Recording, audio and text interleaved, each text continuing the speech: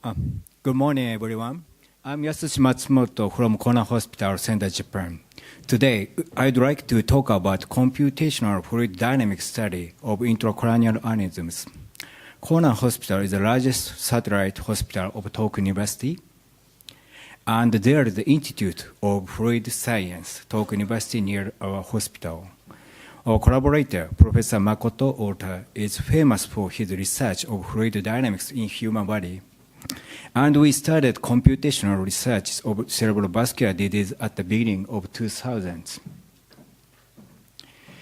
This is today's content. First, I'll give you a brief summary of computational fluid dynamics. Second, I'd like to introduce our paper about the hemodynamics of intracranial aneurysms. Third, I'm going to present our recent research about coil embolization of aneurysms. Finally, I discuss the further directions. I will give you a brief summary of CFD history. In 2003, Professor David Steinman in Toronto University reported the first CFD study.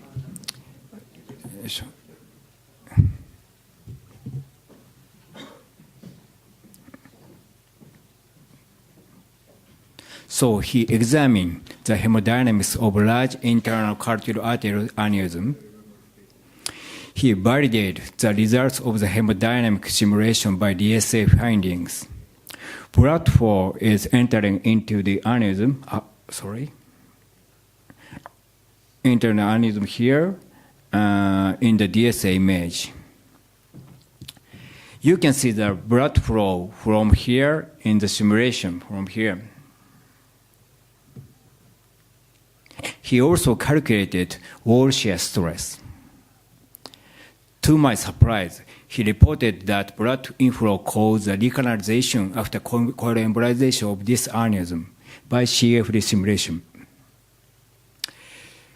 After the first case study by Professor Steinman, Professor Masaki Shojima, he is now a Japanese neuroendovascular surgeon and is my good friend, published the most famous paper in this research field. Professor Shojima proposed that so-called low wall shear stress theory in this paper. That is, low wall shear stress is a risk for rupture of cerebral aneurysms. Many papers have referred to his paper. It is quite famous. In the next year, we published our first paper of CFD simulation. We proposed the very important things, the difference in hemodynamics between sidewall type and terminal type aneurysms. I'll introduce the paper next. By the way, it took very long time to get the result of CFD at the beginning in 2005. It took actually 1 week for one case. However, recent progress of computers makes it quite short. Today, it takes 1 hour for only 1 hour for one case. Therefore, now we are able to do large CFD studies, including many cases now. In the next slide, I will introduce our paper in 2005. This study has featured in the cover of the JNS. In this paper, we propose a difference in hemodynamics between sidewall and wall type aneurysms. First, we made 4 categories considering the parent artery geometries. Sidewall type, this is sidewall type. Sidewall with branching vessel. Sidewall with some branches. And end wall type. Next, we made a simple model on computer and conducted CFD. These figures show the difference in hemodynamics between the sidewall type and the sidewall with branching type, and the sidewall type and the end wall type. These figures also show the different hemodynamics in terminal type aneurysm with different angles of parent arteries. Here, horizontal, down, down. In the next, we examined 68 clinical cases, including 27 MCA aneurysms, 8 ACOM aneurysms, 7 basilar tip aneurysms, 16 ICP-COM aneurysms, and 10 aneurysms at other locations. These figures show the result of CFD simulation of sidewall type aneurysm. These are sidewall with branch type aneurysm. Sidewall with a branch and end wall types. This table shows the categorization. For example, among 27 MCA aneurysms, 9 were end wall types, and 14 sidewall with branching basilar type, and 4 sidewall types. This table shows the sidewall type aneurysms were taller than the end wall type aneurysms. Aspect ratio is the proportion of the aneurysm height to neck size. We speculated that the difference in the shape was due to the difference in the hemodynamics. In summary, we did CFD study including 68 intracranial aneurysms and found the difference in hemodynamics between side wall and end wall aneurysms. We also found that there was a difference in aneurysm shape or aspect ratio between side wall and end wall aneurysms, perhaps due to the difference in the hemodynamics. I will move to the next scheme, coil embolization of the basilar tip aneurysm. As you know, almost all basilar tip aneurysms are end wall type and have high risk for recanalization after simple coil embolization. We aimed to investigate the role of hemodynamics on the coil embolization. Previous studies reported that high velocity and high shear stress at the neck of aneurysm are risk for recanalization after coiling. However, these studies included different types of aneurysms. We thought that the category of aneurysms which we proposed in 2005 was quite important because the hemodynamics are quite different. So we decided to do the CFD research including basilar tip aneurysm only. Therefore, the purpose of this study was to investigate the difference in hemodynamics between basilar tip aneurysms with and without recanalization after coiling. This study was featured in the cover of Stroke in 2016. The author, Dr. Sugiyama, is a colleague of Konan Hospital. This study included 57 basilar tip aneurysms. CFD simulation was conducted using the data of 3D angiography. In the post-analysis, we calculated inflow rate. We defined aneurysm inflow rate coefficient in order to estimate the blood flow entering into an aneurysm through the necks. AIRC is the proportion aneurysm inflow volume, QA to flow volume of the basilar artery, QB. This slide shows the result. Recanalization was seen in 19 cases.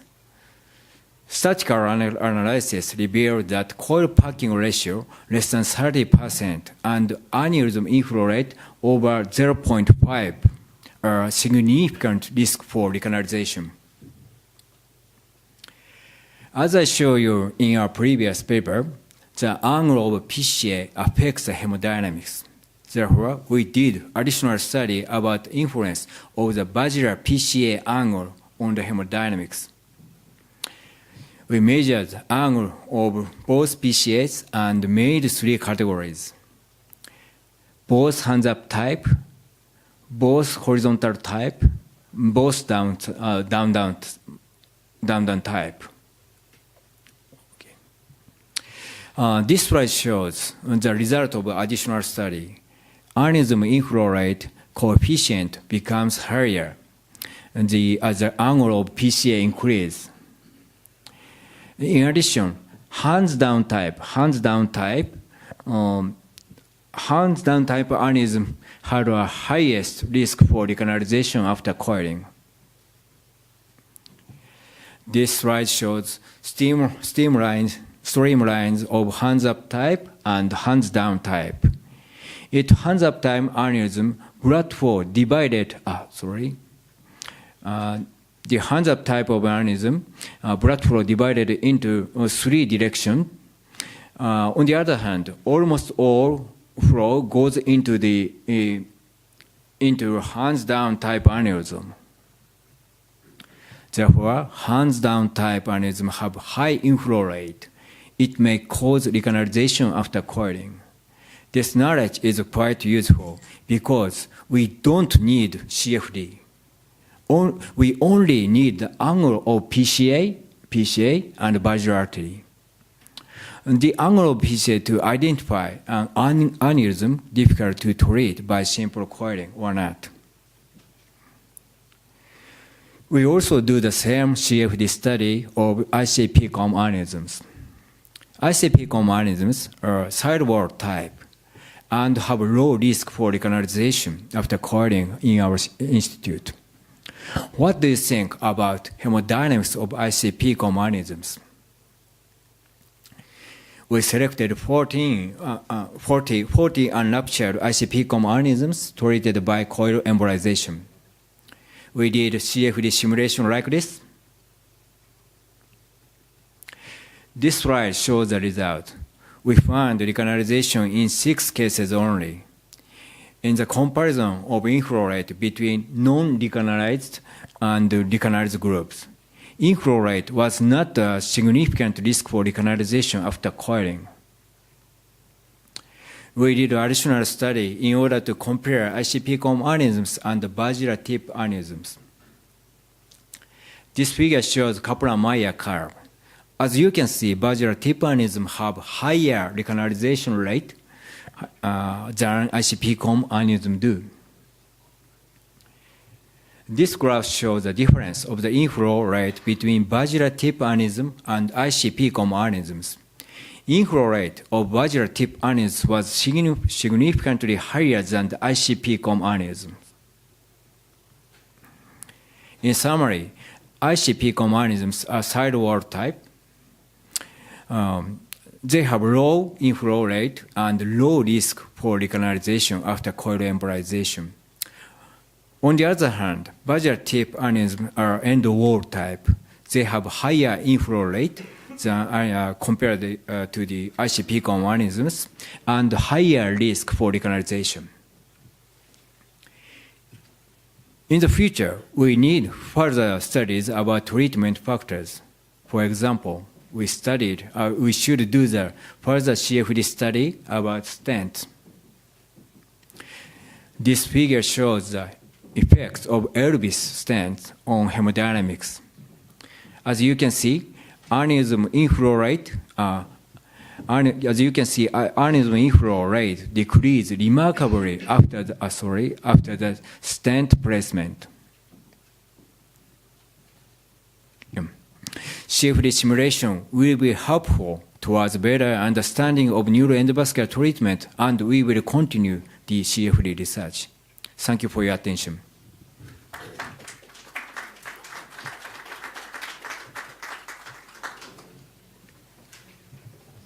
Okay.